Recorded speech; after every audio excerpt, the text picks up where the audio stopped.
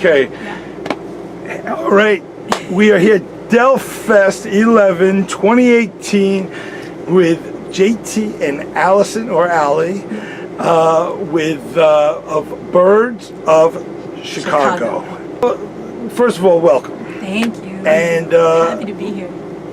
You said you were here before at Delfest, Yeah. and you were starting to tell me, and I cut you off, so I said, let's get it on the camera. So Yes. let's take it from there. All right. Well, this is a really special festival for us, aside from the fact that obviously we all love Del McCoury and his amazing family and band.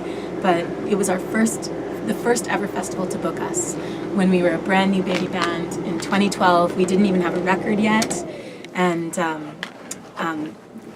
Roy booked us, and we got to come here and play, and we just had the most magical experience. It was our very first? It was our very first festival as Birds of Chicago. We had just named the band, like just brand new band. We didn't even have a record. One of our first gigs, much less a festival. Much less festival. Well, that's pretty surprising that you really were... amazing.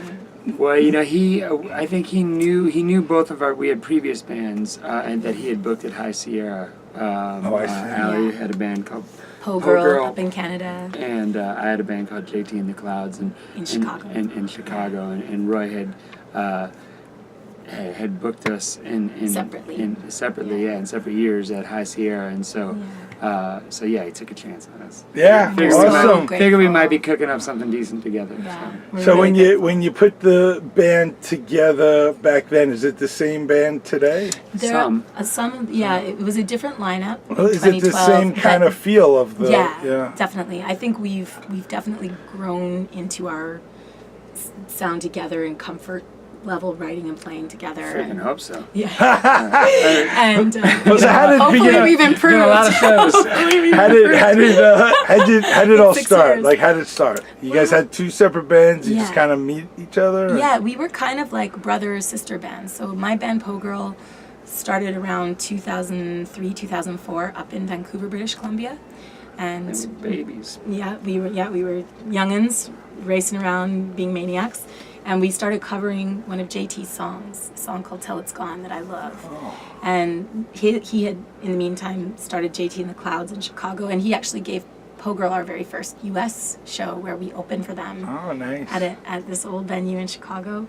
And then we returned the favor in Canada, and we started just finding excuses to do shows together and play on each other's records, and we just became very good. Our bands became sort of best friends. So were you still quite a distance away? Yeah, long distance. But you were both always on the road. Always on the road. You know, yeah. We were on the her road bands were insanely, like 300 days a year. 300. Yeah, it was But crazy. Yeah. the Clouds didn't. We were more like we were like, I mean, the Chicago scene in the mid 2000s was really fertile and great, but we were also we were like flirting with the idea of going out full time, but people had jobs. It was that, you know, a lot of bands are in that position. Sure, it's like, of course. Are we going to do it, or are we going to? And so we were kind of at that point trying to like keep one foot in and one foot out. But I corrupted him. I mean, it was.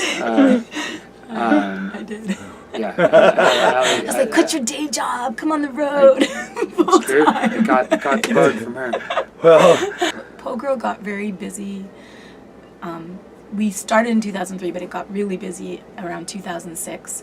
And that was when I officially quit my day job and moved all my stuff into storage and just hit the road full time. And we were sort of falling in love that year as well in 2006. We'd been friends prior to shows that. it on the stage. Yeah. There's a lot of love on We that were stage falling in there. love. Wow. Yeah, and so I would just show. I would show up between. We were long distance for 3 years, from 2006 to 2009, just as, you know, new relationship and still musical colleagues as well. And he would let me come stay in Chicago between Po Girl tours. And So have you been on the road since? inch toward playing together. Here's the question. Did you get to take the stuff out of storage yet?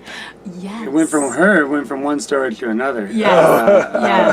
When we decided, so it wasn't until 2012 that we decided we were going to go all in on and create this project, Birds of Chicago, and we, you know, she had an apartment in Chicago, gave that up. I still had a little bachelor pad that was not that much bigger than a storage locker. So we sort of put some stuff in storage there, some at my folks' place, and just left and Hit the road. you know, started in a Ford Focus wagon with just the two of us, Yeah. and you know, we had our tribe of musicians that were based in Chicago, because most of the guys that were in my previous band, JT and the Clouds, became Birds part of as the well. Bird Yeah. family as well. But you know, early on there was no budget to take anybody on the road, so we just Right. had to go hack it out as a duo. So how does the music come into play? Like, do you guys write it constantly as you're going along? Is it Yeah. a nonstop thing? Ideally, Yeah, it is. He's a way more disciplined writer. Just than like I wherever am. you are, it's just constant. It's sort of like the way someone would take out their instrument and strum it at night. You're writing songs. He's doing it right now. I'm writing something. No, he No, did. that's all right. He's, Right in the middle of he's right in the really- middle of it. Something's coming through. It's. I mean, it took a little getting used to. I mean, I was used to, when I was in Chicago. I had a very kind of what I would think of as a Tin Pan Alley songwriter ethic. I was working a bartending job. I would get up at 9 in the morning, go for a run, have some coffee, and then write from 10 till 2 in my little space, and then go to work. You know, and I grew to, you know, that was a comforting thing to me. But so yeah, once we were on the road, you got to figure out how you're gonna pick your spots and Right. make that happen. I mean, He does most of our long haul driving, and I can't stay awake on long drives, so I fall asleep, and he gets tons of song ideas while he's Right. driving. You know, Yeah. so driving across So it works well. Oklahoma or something. smartphones writing a have been song. big. I'm not gonna Smartphone lie just, to you. You know, Right, just sure. turn the voice memo on and Right. yeah. Yeah. And then you can safely hum things without So taking your from hands the off from the the wheel. point of humming a song as you're going through the middle of nowhere Yeah. until here you're performing it, how long in is the evolution? Like, you come up with a song, is it the same song, or does it pretty much? Yeah, and It the really answer is varies. both. I Really mean, varies. sometimes you get lucky and one kind of tumbles out, and you like sort of see the whole shape, and you get to your guitar, and it all like, Comes together. you know, and then you get it to the band, and there's literally no discussion. Everybody kind of falls into the parts, and bam, you know. And then other times it's the complete opposite. You know, they're like there's a lot of kind of deconstructing and reconstructing, and one thing that is great about this tribe of musicians, because we've been playing together forever, is there's no egos there. Like, there's extreme trust factor of, like, you bring the skeleton of a song in, you know, intuitively people are, you want everybody to do what they hear, you know, Yeah, we and never not, tell and not people what to micromanage play. it, and Yeah. so Sure. so it happens. Yeah, it happens both ways. Sometimes So it really. the band members are all happy, and they. And they're Well, you should interview them separately, Yeah. but and see for. Well, we did. Come on in. Hey, guys, this is not really an interview. This is what they it's, really think. In fact, you should be separating us and asking us the same questions, but It's more of an intervention. Come on in, guys. No, well, that's the thing. Our bandmates are more that they're family, and they're artists that we trust and admire as well. And so their musical instincts, we completely trust. Right, So it's right. and of course there's sometimes where one of us will suggest to the maybe try that, but for the most part, people write their own parts. They hear Sure. and they add so much. It elevates anything we write gets so completely elevated by what the guys are bringing to the music. Right. So So when you're on the road, which you're always on the road, the festivals are great because the crowds are there and there's a lot of love. band But camp, there's you get also to hear the musicians. There's also a lot of places you go to and there's more people on stage than in the audience. That has happened. So, yeah, how do you keep the smiles and keep going on that? well, you know, I mean, if we're being honest, sometimes you don't smile much that night. But then you get to drive away. But that, I always tell people that's like the beautiful thing about this job is that, you know, it's I played baseball growing up, and it was always sort of like something that I thought was amazing about being a ball player, a traveling ball player, is like if you go 0 for 4 in St. Louis, you get to put 300 miles between you and that 0 for 4 experience, yeah. and the next day you're 0 for It's all 0, over, you know? right, yeah. And that's traveling music life too. And I mean, you know, you got to be honest with yourself. If after a few years in, there are still the same amount of gigs where nobody's showing up, then you need to take some stock. Right, but at the same time, though, I think if you got to go from point A to point B. Yeah. So it makes sense to stop along the way, and short of the 0.0001% of the population is going to fill a house or come close to filling a house everywhere. Most people don't, and so I think that's just part of the road. That's just part of that game. You're right. I mean, there's not you don't get a home run every can... time. There's strikeout. Yeah. It's not even a strikeout because you're not striking out. You're just passing through, really. Yeah. Right. There's that limited amount of bands that can bring 1,000 people out in Lawrence, Kansas, as well as New York City. That. That's and you're right. That's another echelon, and that's what we're. That's definitely the goal. But the biggest cliche of all, it's got to be the journey. Well, you do have to love the journey. If it's not the journey, sure. There's. But what's up with how many albums do you have out? Do you have a bunch of CDs? How could we find it? What's the social media? How do we find you on that? We're all over that. We're just birdsofchicago.com is the website, and Birds of Chicago on everything except Twitter, where it's at JT and Alley. But if you look up Birds of Chicago, it shows up. Oh. And we have. So let's see. The first studio record came out beginning of 2013. Then we did a live record in 2014, and then we got to work with one of our absolute biggest musical heroes, producer and writer, fabulous musician, Sage, by the name of Joe Henry. And he produced a record for us in 2016, which was our second studio record, called Real Midnight. And then last year we worked with our friend Steve Dawson, who's playing guitar with us here, and is one of my personal heroes. Yeah, he was really ripping that he's apart. He's a really special guy. Really. Well, they were all awesome. Deep water. Every They're one all of them amazing. Yeah. I was watching from all different angles, and it was pretty amazing. Everybody. We love every musician that we're on stage with. Yeah. They're not. I mean, they're. Well, when you admire put them the as albums humans too. Oh, we forgot one. And then we did. So that was an acoustic Steve EP was we did American with Steve, Flowers. and then we did a full length that just came out a couple weeks ago with Luther Dickinson co-producing called Love and Wartime. It just came out May 4th. It's Nice. the new one. Nice. Now, when you go into the studio, is a lot of the magic still being created then, or is it already done and you're just?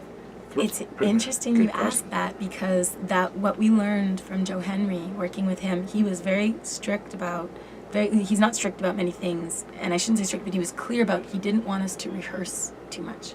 He wanted us to come to the studio still open, still kind of finding the songs, so that moment where it coalesces and it's got the spark and it's got the life, that we capture that moment, rather than a song that's been kind of where you're kind of not going through the motions, but where you think you know exactly what's coming and when. Right. He likes it when people are just a little bit, like when everyone's still really listening. Because they might screw up. Because you might screw up because you don't quite totally know it. But then you get that magical where it all comes together and the whole is hopefully greater than the sum of the parts. So Joe taught us to be comfortable in that space in the studio as well, which is what makes live music so exciting. Which is tough because studio costs money. I know. That's the balancing. That's the magic. There's a reason. There's a reason why you hear so many studio albums and you're like, oh, where'd the joy go? This doesn't sound like the band that And I think so. I think much of what he does is a attempt to preserve that joy and spontaneity, and to bottle that, and we I'm on board with that. Love and Wartime, it was maybe a little more rehearsed just because we had the benefit of playing some of those songs live, but we were still, it was still about playing them, getting in a room, vibing off each other, and knocking it out. Is Chicago still the hometown? Is that where most of the fans are? We just moved. Well, it's definitely our band's hometown in the sense that that's where we came up and cut our teeth and recorded the first several records. But we just moved to Nashville this year. Oh, that's the place to be, I suppose. So lovely. Well, on a big part, we became parents 4 years ago. Wow. And we got married Congratulations. and had a baby. Yeah, our daughter Ida, she's amazing. She's having the best time. Is she here now? She is so here. She We just got a text. face paint, balloon animals. She's That's volunteering. that's She's right up volunteering there, in a magic show. So, She's volunteering right at the now. magic show right Just now. got a, We got a okay. text just from got our a tour picture before we manager. started this interview. Oh, Yeah, okay. she's Yeah. having an okay time. She's having such a good time. She loves it here. Oh, that's great. And Yeah. it's exciting to come to festivals with her. I mean, she's been on the road with us since she was 4 weeks old, Yeah. and the whole pregnancy and everything. So it's really great to come now that she's old enough to really have her own independent experience of the festival where she just gets to do kid stuff and Sure. loves it, you know. And are you playing other times here now? We're done for the weekend here. That was our and you're last set was staying? at the And you're music staying hall. here?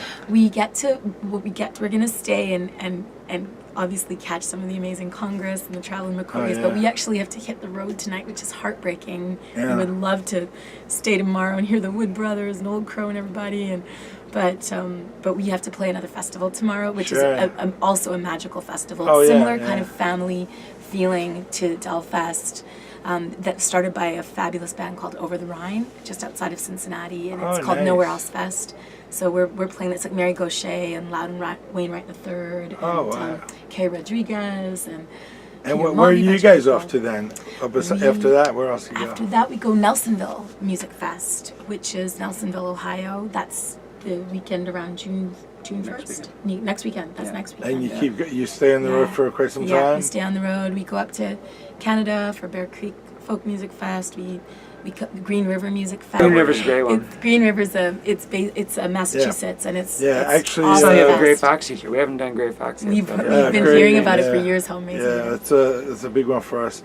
On social media, it's Birds of Chicago. Chicago.com. and all the other social medias, Yeah. and you have the tour page, and you have a bunch of music that people could listen to Yeah. on We're all over Spotify and things Apple like that. Music and Amazon Music and all that stuff. All right, we're we- out there in the interwebs. Thanks so much for sitting down with us. We're going to look for you, and we're going to see you again at another festival, and we're going to talk to you again to just catch up with you. Thanks so So much. thank you so Scott. much. Cheers. Okay. Thank you. Bye.